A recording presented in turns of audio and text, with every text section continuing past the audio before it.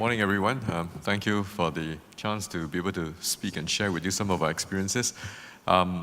We are operator. We operate a fairly sizable healthcare company, IIMPACT2014.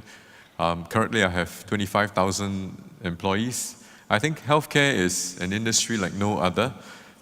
We're at the stage where, in terms of our lifespan, the advances, the medical technology, our demographics have changed significantly, and I think we aren't really truly entering into the golden age where we will live a lot longer than our predecessors. I think a lot of us here would expect to probably live beyond 80 years of age, and some well into the 90s as well. Now, coupled with the great growing affluence, the rising middle class, the expectations of patients and so on, I mean, there's huge demand on healthcare resourcing, particularly in terms of human capital and resources.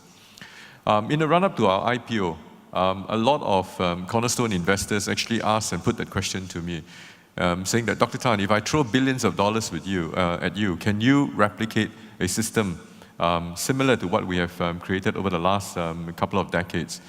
I think the question is yes. I mean, the answer is yes and no. The difficulty is, of course, how do you replicate a workforce, an entire ecosystem where you get staff to be engaged? Obviously, the seamless transition of people from I'm a baby boomer, the last of the kind, transitioning into the Gen X, Gen Y, and now into the Generation Z type of worker itself. How do we do that? I think I'm not here to sort of prescribe a set rules and so on. I can share with you what we have done as an organization, and perhaps given the fact that my first three speakers have eminently and spoken so much at length about the new worker today, I could share with you some of our experiences in dealing with our own, and perhaps also learn from you. I hope to keep my sharing very short, so that we can actually get your experience and perhaps we can learn from one another. What we have done is really, in terms of the emphasis on the new workplace, I think rather than looking at the new workplace, we should be looking at the new worker. Because we have a culture which we started. I sort of told all of my staff that it's really all about you. You, the nurse, you, the allied healthcare worker, you, the housekeeper, and you, the janitor, and you, the doctor, of course, right? If we can allow this culture, and we set across throughout our entire organization an acronym echoing the word PRIME. First and foremost, the first PRIME, the word PRIME, P, stands for professionalism.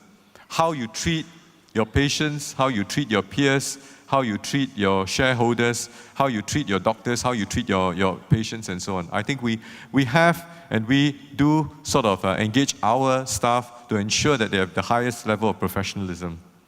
Of course, we need to be very real to them. And what do you mean by real? Because of this globalization, the structure itself is quite flat. Our Gen X, Gen Y, Gen Z worker tend to be very well connected into the global network, and they know what everyone is doing elsewhere in the world.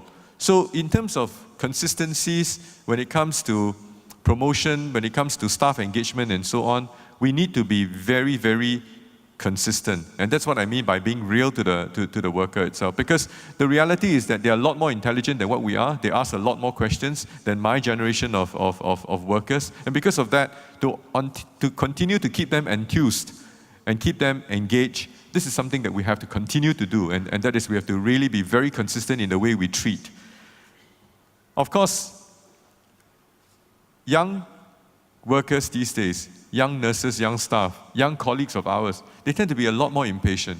So we need to continue to give them technologies that empower them and that continue to innovate, that continue to learn and that continue to improve themselves. So by making sure that a lot of our staff, a lot of our colleagues have access to a whole bunch of these technologies for them to innovate and improve is something that we continue to keep them engaged. And I was actually very, very inspired by the book written by Ram Charan about this mentorship model. Really, in our organization, it's about apprenticeship. It's like the Star Wars, right? When you have your Padawan. And really, the senior leader in that particular team, in that particular department, and so on, is expected to provide this mentorship where the direct reports are actually his or her apprentices. I think when you have this kind of culture, it leads to a lot of empowerment. And that is the last letter in the acronym PRIME. When you empower the new generation worker, when you sort of allow them, right, to do things that can further enhance and improve the livelihood of patients, I think we are all set for success. Now, I don't want to spend too much time going into this thing. This is something that we have tested. We currently now run about 7,000 beds from the eastern shores of Europe right up to the Far East. And we have allowed this consistent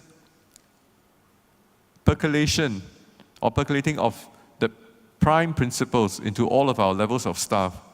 While I noted the surveys that engagement is at an all-time low and so on, but we continue to plod along. So with that, ladies and gentlemen, perhaps I can learn from you two through your questions and answer session. Thank you very much.